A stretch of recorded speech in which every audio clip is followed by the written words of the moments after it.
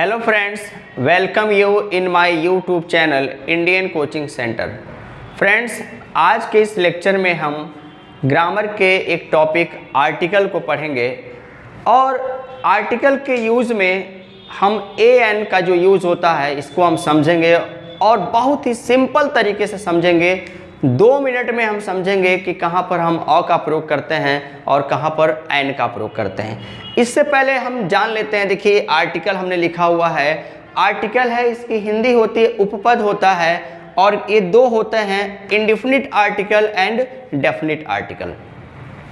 Indefinite article देखिए ए और N होता है और जो डेफिनिट आर्टिकल होता है वो द होता है। यहाँ पे हमने लिखा हुआ है ए और an is called indefinite article because it comes before indefinite noun. A और एन को जो है हम इंडेफिनिट आर्टिकल इसलिए कहते हैं क्योंकि यह इंडेफिनिट नाउन के पहले आता है।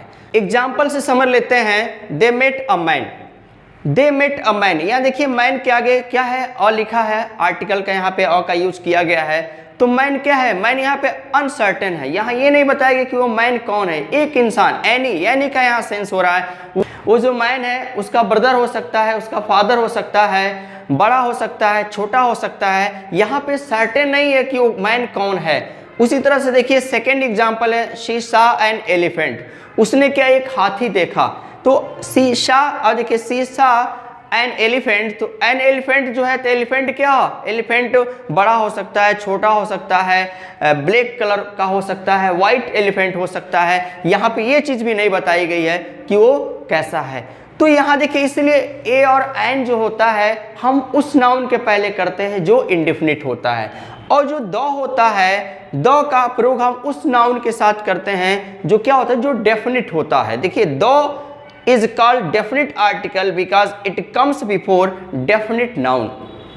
ये डेफिनिट नाउन के पहले क्या होता है, द का यूज किया जाता है। जैसे यहाँ देखिए he saw a ball, तो he saw a ball, देखिए the ball was blue। तो यहाँ देखिए he saw a ball, तो बॉल क्या, यहाँ पे बॉल के पहले अ लगाया गया है, तो बॉल के पहले अ लगाया गया, तो बॉल यहाँ अनसर्टेन है, बॉल क्या है, छोटी है, बड़ी है, और उसका कलर क्या है ये नहीं बताया गया। लेकिन आगे जैसे देखिए यहाँ पे बताया गया कि द बॉल वाज ब्लू, यहाँ पे सर्टेन हो गया कि जो बॉल है वो क्या थी, किस कलर की थी, ब्लू कलर की थी। तो यहाँ इसलिए बॉल के पहले क्या लगा दिया गया, द का प्रयोग कर दिया गया। दूसरा देखिए हमने लिखा है सा एन एंट। उसने क्या, एक एंट को देखा। तो यहाँ एंट क्या है, एंट भी यहाँ पे देखिए नहीं बताया गया, यहाँ पे अनसर्टेन है इसलिए एंट का प्रयोग किया गया। एंट क्या है, काली है कि अब रेड है, किस कलर की है एंट, यहाँ नहीं बताया गया है। लेकिन जैसे यहाँ देखिए द एंट वाज ब्लैक, यहाँ जैसे लिखा गया कि एंट क्या, कैसी थी, ब्लैक थी, तो यहाँ एंट के पहले क्या लगा दिया गया, द लगा दिया गया।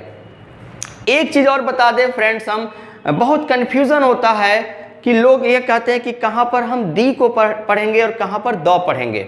जैसे हम जब भी कोई सेंटेंस पढ़ते हैं तो कुछ लोग द पढ़ते हैं, कुछ लोग दी को पढ़ते हैं। लेकिन हम आपको बता दें इसका भी एक ग्रामर का रूल है। रूल यह है कि जब आर्टिकल जो क्या है, जो द है, अगर वावल के पहले आता है तो वहाँ पर हम दी पढ़ते हैं, और अगर वो कॉन्सोनेंट के पहले आता है तो हम द पढ़ते हैं। जैसे यहाँ देखिए एग्जाम्पल के तौर पे यहाँ हमने लिखा है हिस्सा, देखिए हिस्सा a ball, the ball was blue. तो देखिए ये क्या है, बॉल, बॉल में बी क्या है, बी। जैसे देखिए कॉन्सोनेंट, इसके पहले द आया है तो इसको हम द, इसके पहले क्या है, ये th आया है द, तो इसको हम द पढ़ेंगे, न कि दी पढ़ेंगे। और यही देखिए यहाँ पे है द एंट वाज ब्लैक, तो यहाँ द नहीं पढ़ेंगे, एंट आ गया। ये क्या है, आपका वावेल है, तो वावेल पे पहले क्या आ गया, द आया, तो इसको हम दी पढ़ते हैं। सिंपल सा फार्मूला है, आप समझ जाइए कि जब कॉन्सोनेंट के पहले th आए तो उसको द पढ़ते हैं, और जब वावेल के पहले th आए तो उसको द न पढ़ के दी पढ़ते हैं। ये आपका सही होता है। बाकी जनरली स्पोकन में कुछ भी बोलते हैं, हम द भी पढ़ते हैं, दी भी पढ़ते हैं, उससे कोई फर्क नहीं है। अब फ्रेंड्स देखिए यहाँ पर हमने लिखा है यूज ऑफ ए और एन। बहुत ही सिंपल तरीके से देखिए आप समझेंगे ए और एन को। सिंपल तरीके से कैसे समझेंगे, जैसा कि हम जानते हैं जो हमारे टोटल अल्फ़ाबेट्स हैं ए टू जेड, वो क्या होते हैं, वो 2 पार्ट्स में हैं। आपके वावेल उसमें आते हैं, कॉन्सोनेंट्स आते हैं। वावेल और कॉन्सोनेंट्स में भी अलग अलग उसमें पार्ट्स होते हैं। तो यहाँ देखिए सिर्फ हम आपको वॉवेल और कॉन्सोनेंट से मतलब है। तो ए ई आई ओ यू ये क्या है, आपके जो 5 हैं वो वॉवेल्स बोले जाते हैं और द रेस्ट आप उसके बाद से क्या होते हैं, आपके कॉन्सोनेंट्स होते हैं। तो जनरली जैसे देखिए हम जानते हैं कि वॉवेल से पहले हम एन का प्रयोग करते हैं और कॉन्सोनेंट से पहले हम अ का प्रयोग करते हैं। जैसे यहाँ देखिए हमने लिखा है कि he likes an apple, he likes an apple. तो देखिए एन एप्पल, ए आया है, वॉवेल है, इसके पहले एन आ गया। और Daisy tells me a story, तो डेजी देखिए टेल्स मी अ स्टोरी, यहाँ यस क्या है, कॉन्सोनेंट है, इसके आगे क्या हो गया, अ आ गया। तो जनरल इसका रूल होता है कि वॉवेल अगर आता है तो उसके पहले हम एन का प्रयोग करते हैं और कॉन्सोनेंट आता है तो हम अ का प्रयोग करते हैं। अब समझना इसमें क्या है कि कुछ ऐसे सेंटेंसेस होते हैं, उन सेंटेंसेस में वो दिखने से लगेगा कि एकदम वो सही है। कुछ ऐसे सेंटेंसेज होते हैं जो दिखने से क्या लगेगा, एकदम सही है, लेकिन वो क्या होता है, वो गलत होता है। जैसे यहाँ हमने लिखा हुआ देखिए he is an union leader, तो देखिए he is an union leader, तो यू क्या है, आपका वॉवेल, इसके पहले एन आ गया, लेकिन ये सेंटेंस क्या है, गलत है, एरर है। He studies in an university, अब देखिए यहाँ पे फिर यू है, इसके आगे एन लगा दिया गया। She is a SDO of this city, तो देखिए यस है, कॉन्सोनेंट है, इसके पहले अ लगा दिया गया। उसके बाद देखिए ही इज अ ऑनरेबल, ये देखिए यच है, इसके पहले अ लगा दिया गया। और यहाँ देखिए this is a HP school, yes consonant इसके आगे क्या, अ लगा दिया गया। तो देखने से देखिए सेंटेंस जितने हम लिखे हैं सब सही लग रहे हैं, लेकिन सब एरर है, सब गलत है। अब कैसे समझेंगे, बस सिंपल देखिए 2 मिनट में हम समझेंगे इसको। जैसा कि देखिए हम जानते हैं कि हिंदी के भी क्या होते हैं, जो वॉवेल्स होते हैं, तो अ से अह तक क्या होते हैं, हिंदी के वॉवेल्स होते हैं। और क्या होते हैं, क से ज्ञ तक क्या होता है, हिंदी के कॉन्सोनेंट्स होते हैं। तो जहाँ हम आर्टिकल का प्रयोग करना होता है तो उसको पढ़ते हैं हम, उसका प्रोनंसिएशन करते हैं।